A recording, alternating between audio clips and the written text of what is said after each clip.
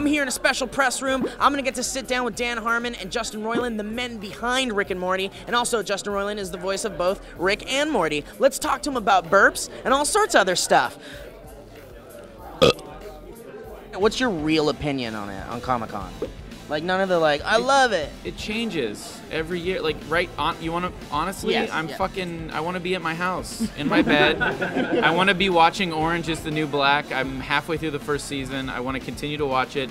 I don't want to be drunk right now. Not that I am. I've been coming to Comic-Con since I was in the comic book business in the 90s. You know, comic book convention was... It was a lot of comic books and a little bit of pop culture, and, and it was a mecca for nerds, including the actual most important thing about being a nerd, which is being allowed to be fat and tired and sit down on the floor. And not have someone take a picture of you and make fun of you. It's a bummer when Bruce Willis's security team comes up and tases you because you're trying to read your Green Arrow, you know, that you spent a lot of money on. You drove here from God knows where. So, you know, when you go to the New York Con, and I was just at the Super Con in Miami, and, you know, I really like seeing nerds just sitting on carpet. It's very religious, and you know, that's literally not allowed here, and that makes a big difference for me. Yeah, they should change the name from Comic-Con to like Pop Culture Con or something.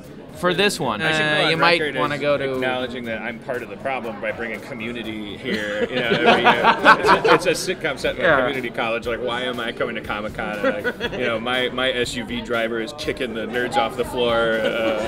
Yeah, but the second Duck Dynasty comes here, it's all over. Yeah, we've been in a bubble a little bit. This is our first, at least my first real... Well, fuck that. I mean, we haven't been in a bubble critically. Like, the reviews have been great. Yeah.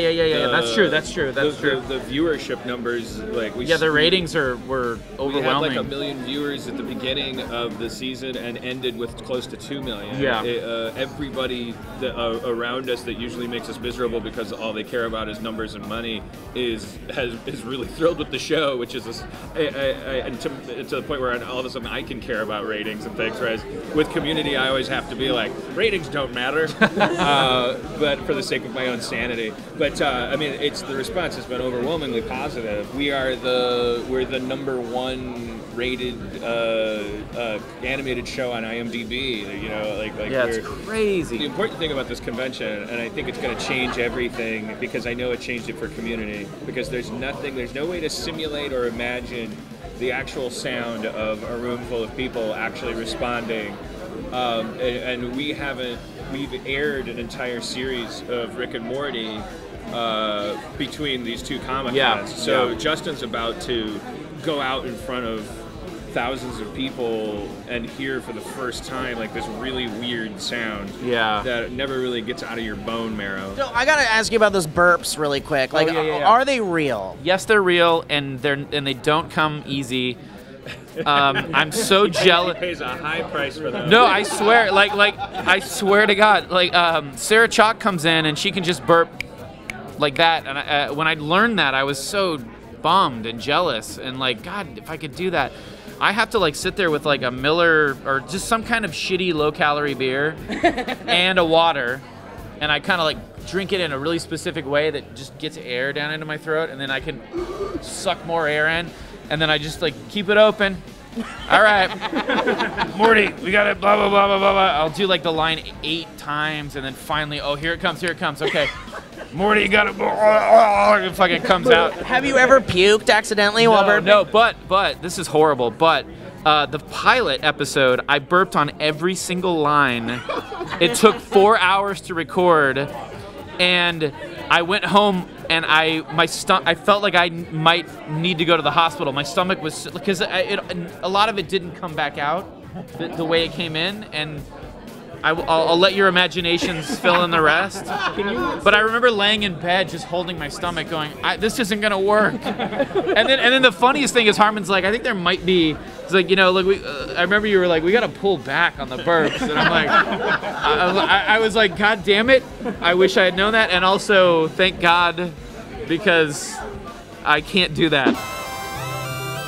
Guys, I am here at Petco Park for a very interesting Box Trolls event. Now, Box Trolls is a movie coming out from Focus Features and Laika. Now, Laika are the guys that did Coraline and Paranorman. And now they're doing this really cool stop-motion movie called Box Trolls. Simon Pegg's doing things in it, and Isaac Hempstead from Game of Thrones. So there's a lot of really interesting things going on here, but most notably, they are serving bugs. So we're going to be eating like Box Trolls. And what they have are waxworm quesadillas, chocolate-dipped chapulinas? How do you pronounce that? And also tempura tarantulas and teriyaki grasshoppers.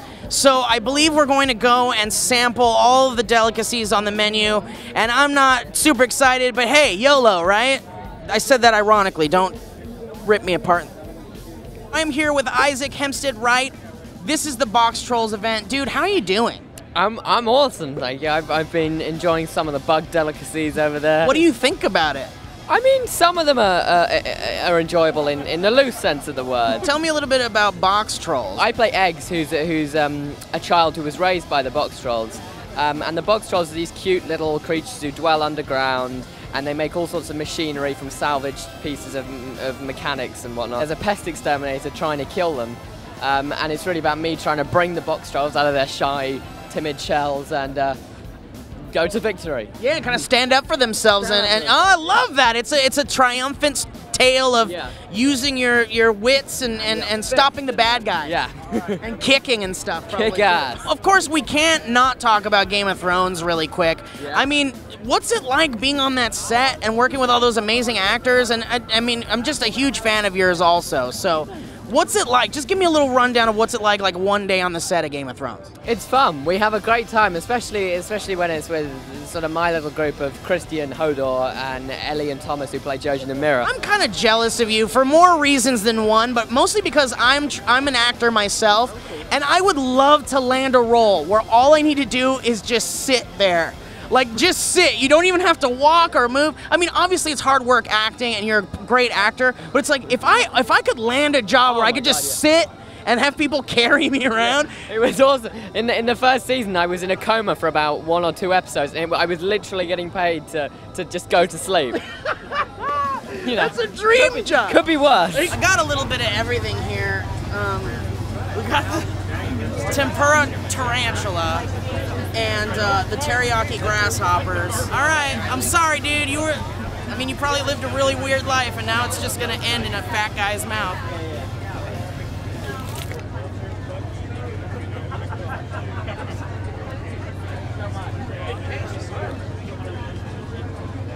It's pretty awful. Look at this.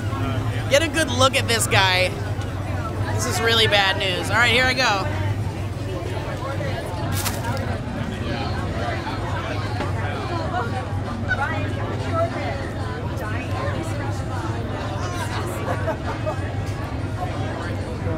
It's like I'm eating like the shell of something with fried things around it. This is the man who's responsible for this insanity here.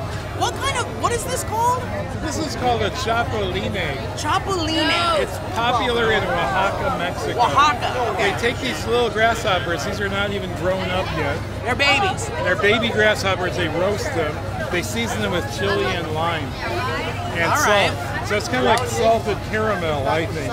I'm invented this dip them in chocolate business. So now it's a delicacy at this point. Bug appetit. Bug appetit, he says. That's right. Well, how can I deny it? Here I go. Eat like a box troll.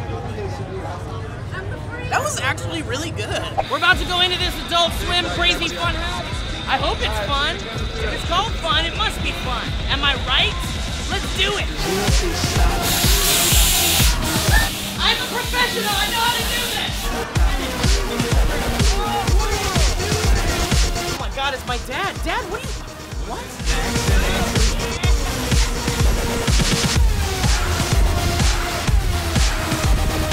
Does nothing stop us? Guys, it's crazy in here. Oh yeah! This is what I'm talking about.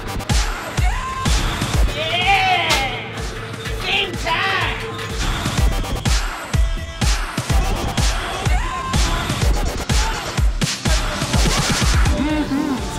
Yeah! This feels right. This feels good. Guys, I've conquered the Adult Swim Funhouse. Now there's only one way out, and it's not bad karaoke. It's the slide of doom. Tell my wife I love her.